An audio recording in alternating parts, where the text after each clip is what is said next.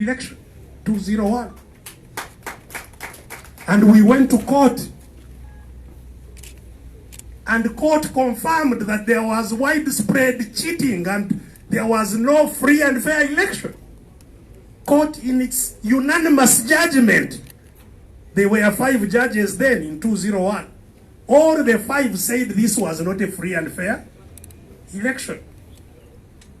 And they listed all the terrible things that happened.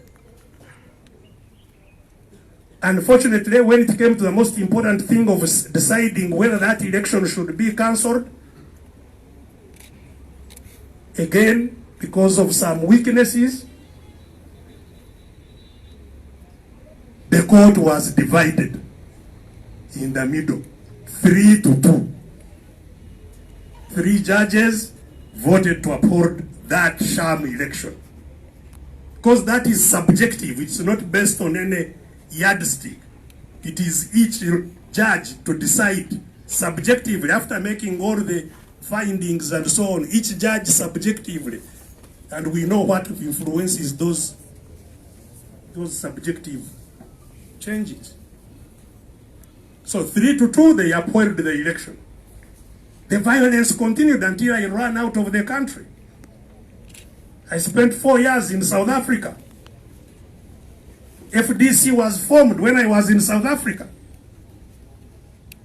And the leaders of FDC thought that I could still come back and help in the struggle of that period. And I accepted and came back in 205 October for the election in February. I was nominated here. The Electoral Commission came here to register me on my way from Entebbe. On the 26th of October, that's when they registered me as a voter here for an election. I think that time it was on the 11th of February. And then 2 weeks later, on the 14th of November, I was arrested and charged with rape, with treason, with terrorism, with illegal possession of guns. Me who had just arrived. And sent to Luzira.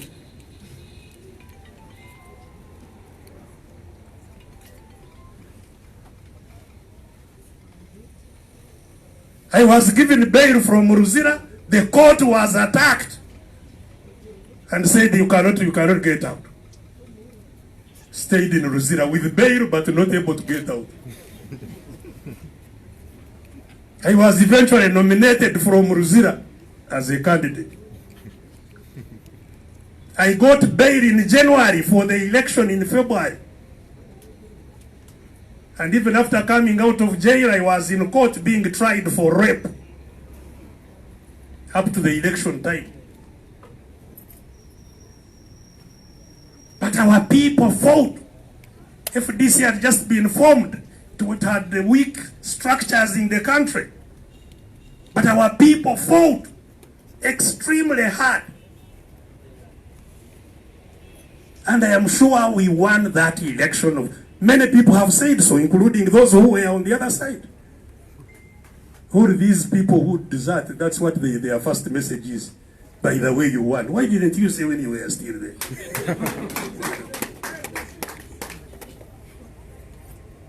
We went to court. Same as 201, everybody confirmed. That time there were 7 judges. All 7 judges confirmed this election is not free and fair. This is a record that will never be wiped away. A record on the election of Uganda. It's there. Anybody can go and read it. 7 judges unanimously. This election is not free and fair. You read the Constitution. The Constitution allows only one election in Uganda. A free and fair election. But even after writing it in their judgment that this is not free and fair, they failed to cancel it. Even in 206, it was a divided court. 4-3. 4 judges saying they should keep it, 3 judges saying it should be cancelled. And the election stood. From 2006, but after the 2001 election, part of that struggle is what caused the return of multi-party elections. Because when Museveni got scared of the challenge from within NRM, those who were here, you may remember his missives. He said Besigye did not consult our organs.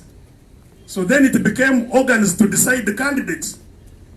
And all this, his mistakes are what were taken by Omulodi here and his, the Honorable Paul Kawanga Semogerere, who led the petition. They compiled all the evidence and took it to court. And the court said, no, this is not a no-party system, it's a one-party system which is not allowed. And that's how we got parties to function. So every election, though it does not lead us to where we are, it adds on something. So in 2006, when all that happened, those of us who were here decided that now, in the past 2 elections, we have only had 3 months to prepare. Now we have 5 years to prepare. So let us have no excuse whatsoever. Let's go and prepare for an election. Because really what we wanted was that we give a chance to orderly electoral transfer of power. Orderly, as provided in the law.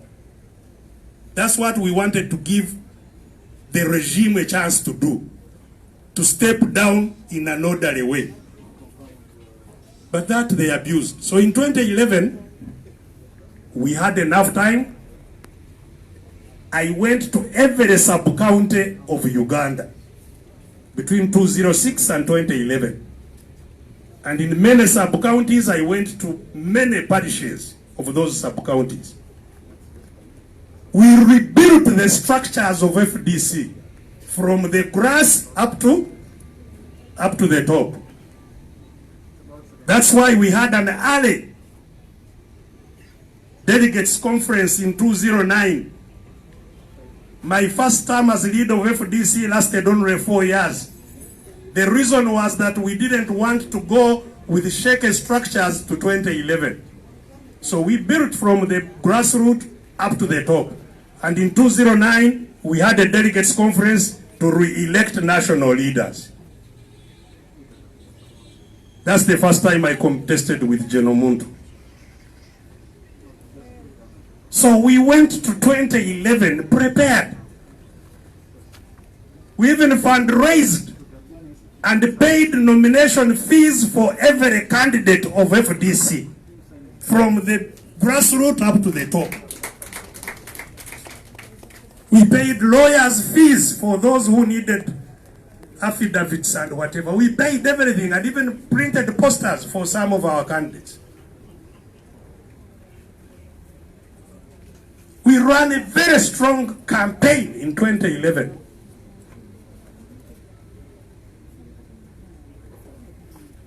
Of all the 4 elections that I have participated in, what the Electoral Commission has been giving me, which is fake, that is when they gave me the least votes in 2011. Of all the 4, that's when I got the least. What they read out was the least that I have ever got.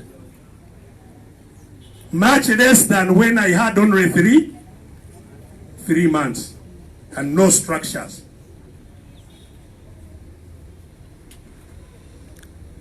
So in 2011, we realized we need now to shift the gear. From just looking for orderly electoral transfer of power, to now really fighting for our right and our power. Are we together? So a gear changed in 2011. And that's when we started Walk to Work. Remember? For GC, FOC. At that stage, I also realized that leading FDC alone and being busy with FDC work would not help that struggle that we had engaged. Because that struggle needs a lot of time. It needs everyone who is oppressed, not just those of FDC. Everybody who is oppressed must be part of that struggle. And so in 2012, I asked my colleagues here to allow me to step down as a leader of FDC. 3 years to the end of my term. We had a lot of debate. There were emotions like I was seeing here this morning. Saying, how can you leave the leadership of FDC? But I explained that we are not in FDC for the sake of FDC. We are in FDC to liberate ourselves, Uganda. And FDC and those non-FDC, we must see how to liberate this country.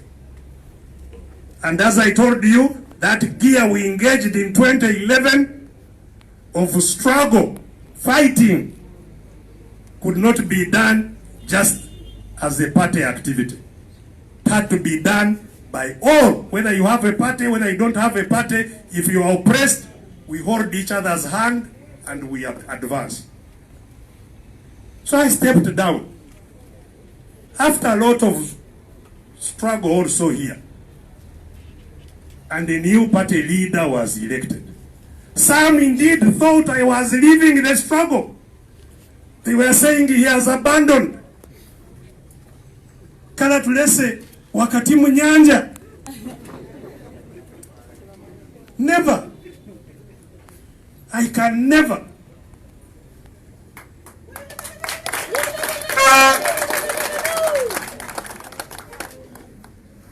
I just changed the position.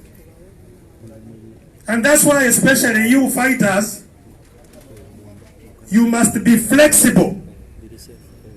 If you are fighting from this position and the enemy identifies where you are, they are going to concentrate the fire where you are.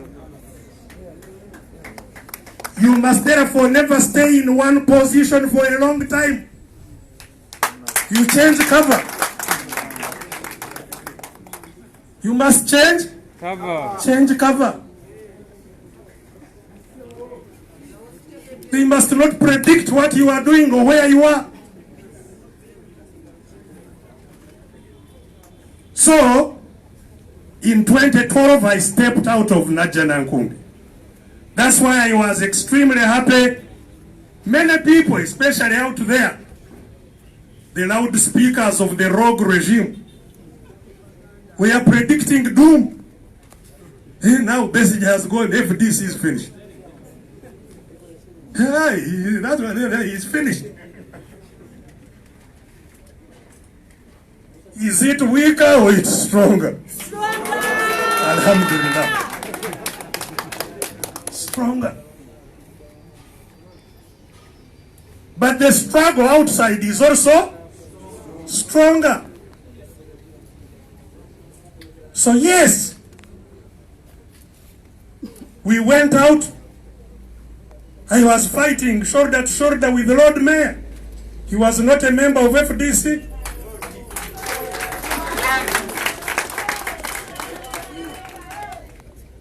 We've been fighting shoulder to shoulder with many people who are not necessarily members of FDC. And that's what makes the struggle much stronger. I had actually said that even in 2016, I would not go to the election of 2016.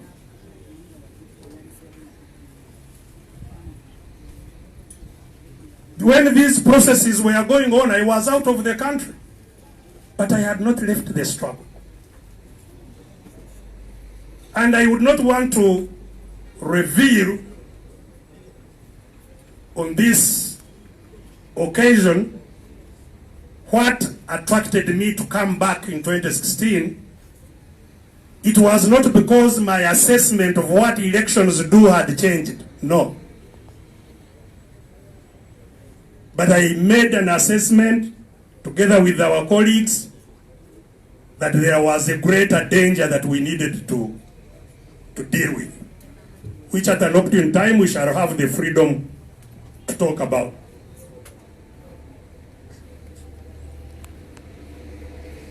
Now, in 2016, because of those reasons, I came back to the election. But now I came back with both gears. Are we together? Yes. With the gear of the struggle and the gear of the election, the campaigns for elections. And that's why some of you who listened to my message during the campaigns or the message of our party, we were telling Ugandans that actually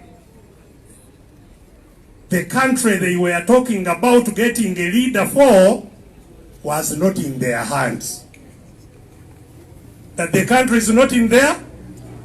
This country is not in the hands of Ugandans. It's in the hands of the gunmen that captured it and who use it to arrogantly act with impunity, steal with impunity. I don't think this country will ever have looters or plunderers like these plunderers led by Mr. Museveni. It has never happened.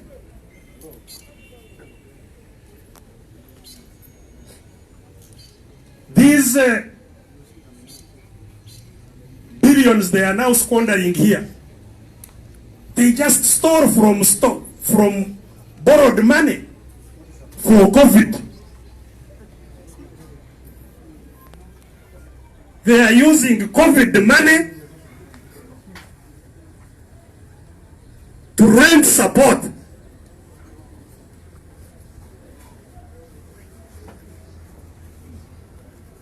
So in 2016, as I said, we did not go into the election as usual.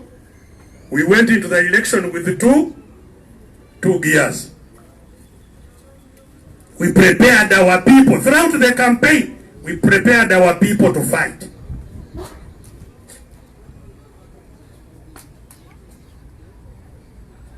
And there is absolutely no doubt about the support of the people of Uganda that we got in 2016. Even foreigners, even locals, even NRM, they know that we defeated Museveni flat in the elections. They came here, raided headquarters, kept it solely for themselves for 3 weeks. They were the ones in charge of our headquarters for 3 weeks. They had hoped to capture the declaration forms that we had got in 2011. And they captured a few. But I can assure you, without the slightest form of doubt, that the greatest majority of the declaration forms of 2016 are in our possession. And that's why, and we can use what we have in our possession to demonstrate to anybody that it is us who won that election. And that's why we were demanding an audit in 2016. Even some foreigners offered to audit the election so that we give them our evidence and whoever else challenges us brings theirs. Our friends, the Swedes, stepped in to help. We even signed the memorandum agreeing to audit. It is in our possession, the memorandum for audit of the 2016 elections. Then Mr. Museveni knew that we were now pressing him against the wall. He chickened out. Said, I'm no longer interested. Even after he himself had also signed, accepting an audit. So there is no doubt that Mr. Museveni is totally illegitimate as the leader of this country.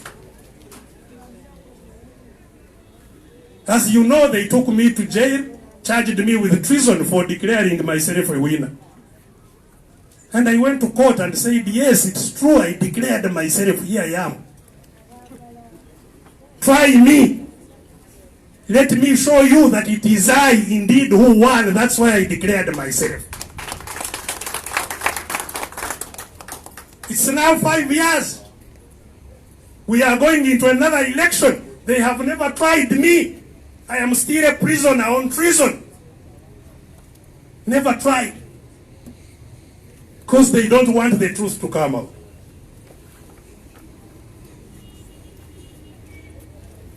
And since 2016, then the desperate Mr. Museveni has been rampaging all over the place.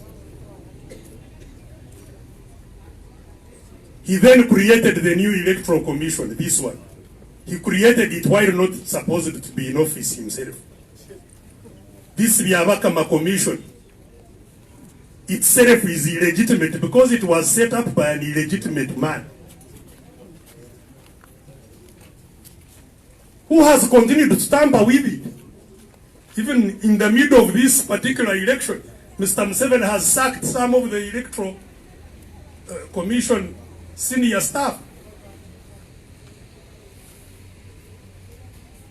Museveni attacked Kasese. That was election violence. Because we had humiliated him in Kasese. Even with their cheating and whatever.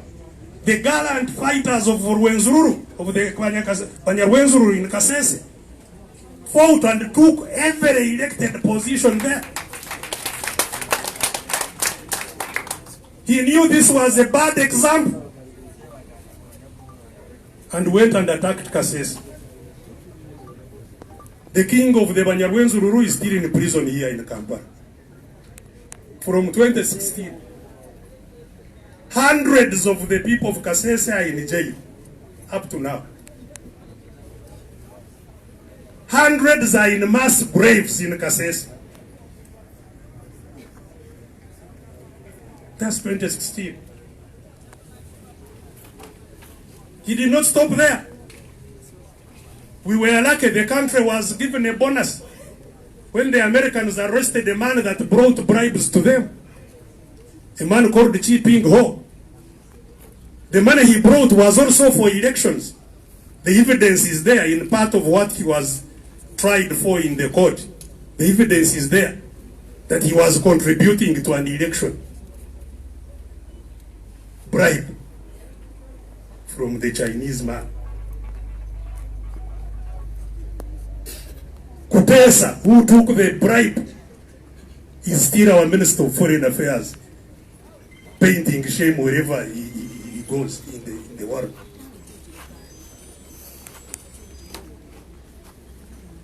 Then, Mr. Museveni would not be on the ballot today if it was not for the attack on Parliament. Because the Constitution wouldn't allow him to be there.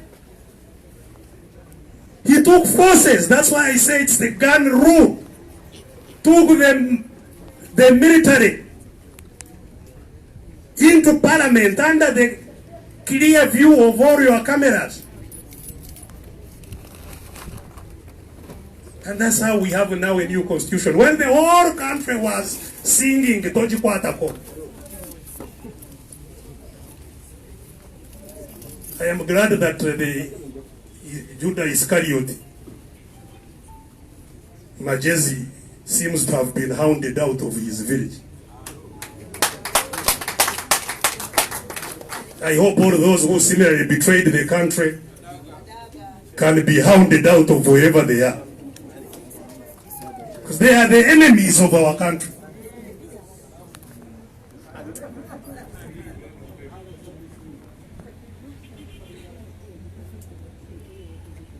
Since then, that's how Mr. Museveni now took money from government to go and campaign to be a solo candidate. Parliament gave him, I think it was 50 billion to go and campaign for solo candidate. 50 billion. They were paying every NRM person who appeared 100,000 shillings. Was it 300? Trust the Ugandans, at least they shared into that because they would wait outside the meeting and grab it from them. So that is how we have come to where we are. Now for us in 2016, when I came out of jail, together with our colleagues here, we decided to now strengthen the struggle platform by forming the People's Government. The People's Government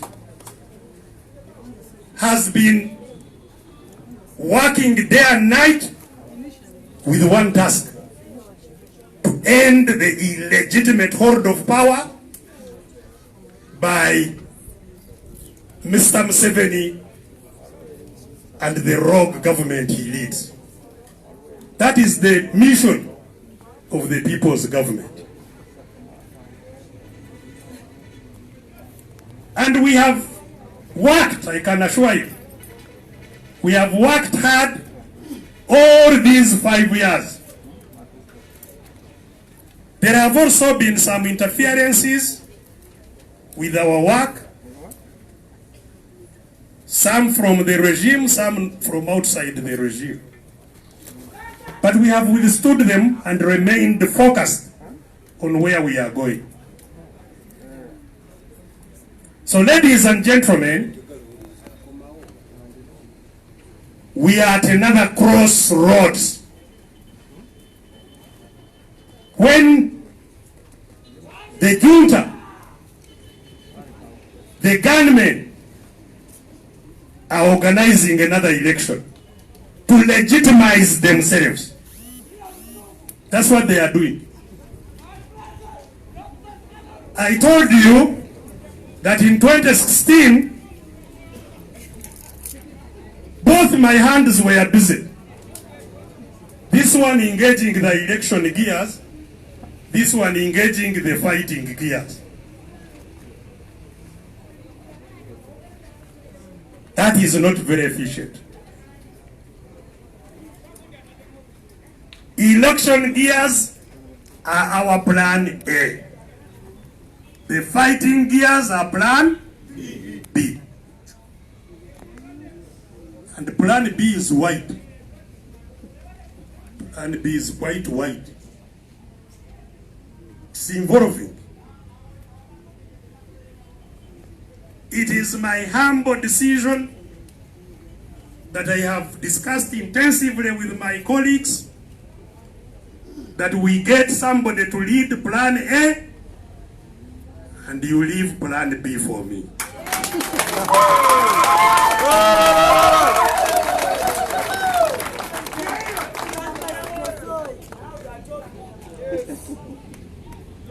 Never ever imagine that I can leave the struggle. Never. If we felt that again moving with both hands is the most efficient way, maybe we would have done that. But trust my judgment. country will not be free by Byabakama or whatever he's called, going to Kololo to announce that there is now a new winner who is not Museveni. And for Museveni to come with his heart and hand over power. Those who are waiting for that day, when Mr. Museveni will come humbly and thank Ugandans for all the things that we have done for him, without our permission, of course, he will not do so. It is our duty to make sure he lives, whether he wants or not. It's our duty. That duty becomes ever more urgent. It is very, very urgent that we do that. Our people are dying all over, dying needlessly. This COVID lockdown has shattered the lives of millions of our people. Even as we stand here, many of our activists have nowhere to sleep. They have been kicked out of houses. They have nothing to eat. The whole country is crying. Young people have no livelihoods. We are living at a time when Ugandans are pouring fuel on themselves and burning themselves up. Hussein Walugembe in Masaka started it. 27 years old. Burnt himself in a police station where they had detained his boda, the means of his survival. I am still deeply pained that other bodas just kept listening, and that became history. Because bodas in this country have what it takes to take over government within 1 week. Alone. Bodas can take over government within a week alone. Why should you first burn yourself to death? What lacks is the information of what to do. That means. But many people here in Kampala, as I talk, I think about 6 people that have burnt themselves to death. Here, in Masaja, there in Nakulabye, many burning themselves to death out of desperation. So it's urgent. We have no luxury saying, we go escort Museveni, around, and he beats us. We must engage him on all fronts very, very strongly. Very strongly.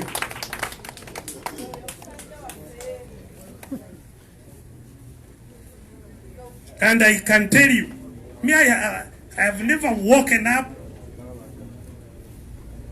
to do anything else except to watch how this thing can come to an end. It's my full time, 24/7. I don't have any other engagement.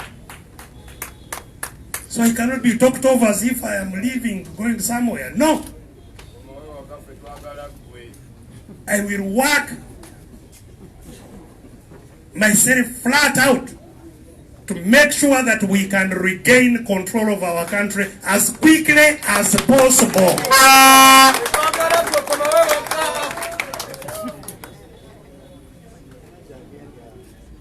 And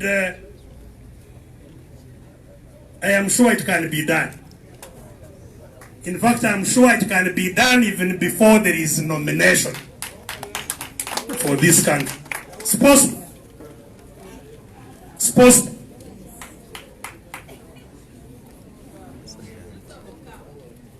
The regime is finished.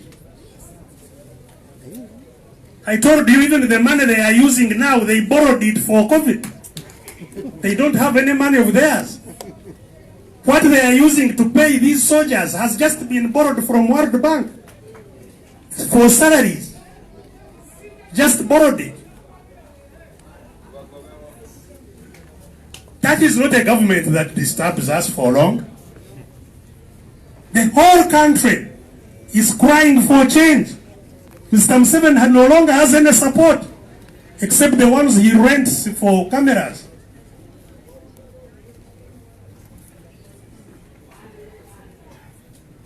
These security people you see, and that's why sometimes I want us to engage them tactically. They are even more annoyed than we are. They even want change faster than we do. These soldiers, have you seen where they sleep? How their families live? You don't need to go far.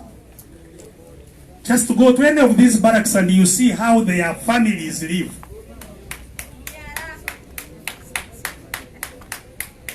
You know? They have nowhere even to wash their bodies from.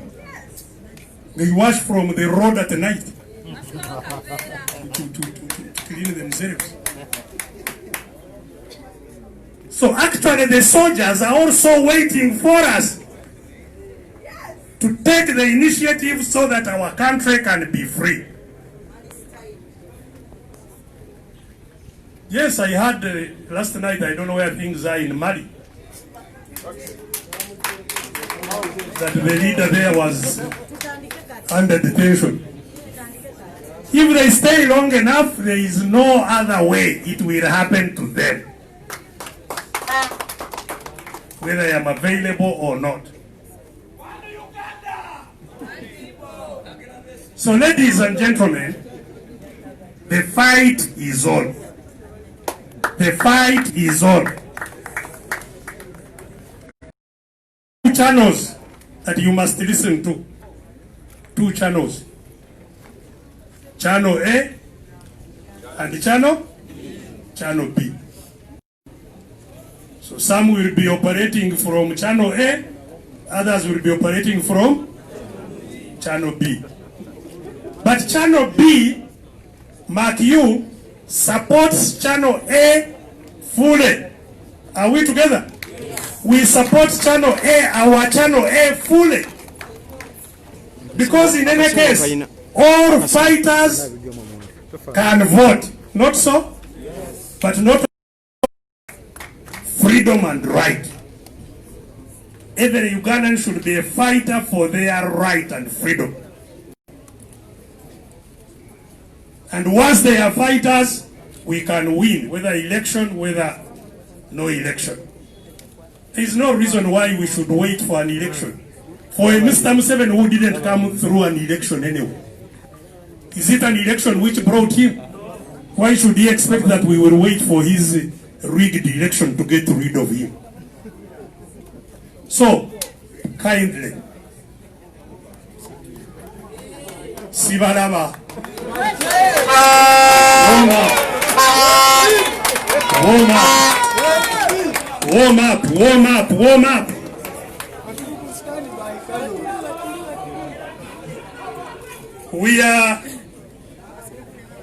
We are building a strong front for change. In the plan B, we move with everybody who wants change, whether you have a party, whether you don't have a party. Get on the front line and we push. That is our platform.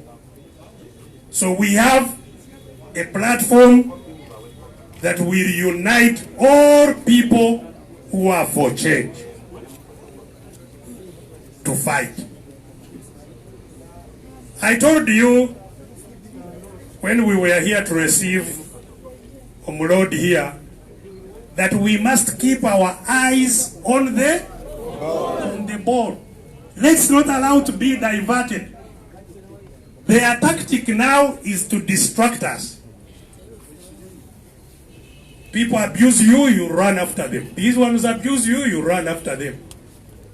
Let them abuse. Keep the eye where the ball is, and let's get rid of that ball. All these people who are making noise on the sides, once the ball is gone, everybody will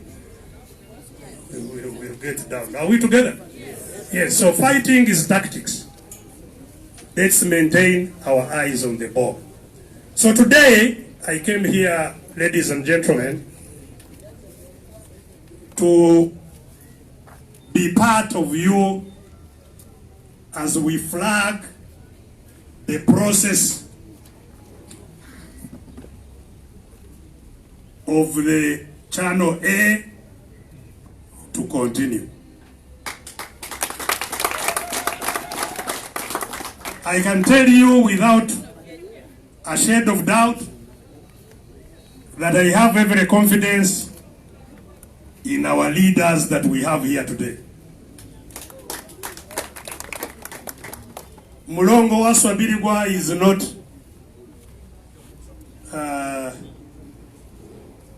new to the challenges of Channel A. He has been in the trenches there. He has been in the country. He has also been abroad. That's why he has the title ambassador. So he has friends that we hope he can now invite. If they are friends, this is the time they have to come. We need a lot of support at this critical moment. So Mulongo here is welcome to this process. I think it's a good decision that you took to step forward for your country. Some people think that becoming a leader of any form of struggle is a job, that it is, desirable, you aspire to it, you fight to become a leader in the struggle. But if you test it, you will know that it's not entirely a cup of tea. But I trust Mulongo wa Swabiligwa is up to the mark, and I congratulate you upon taking the decision to express interest.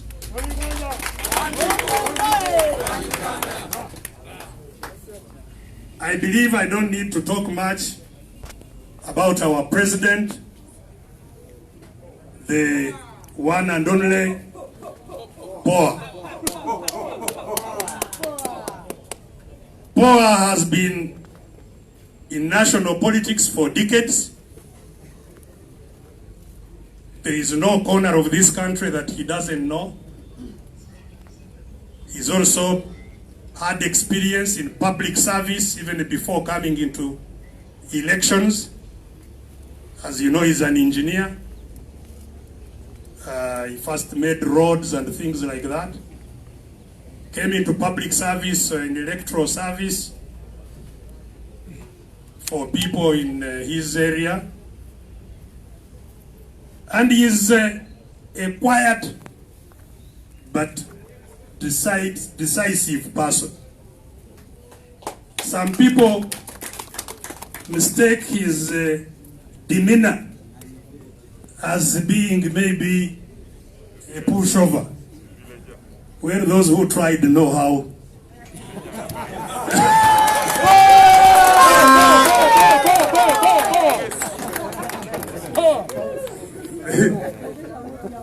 If there are people out there underestimating him, think again.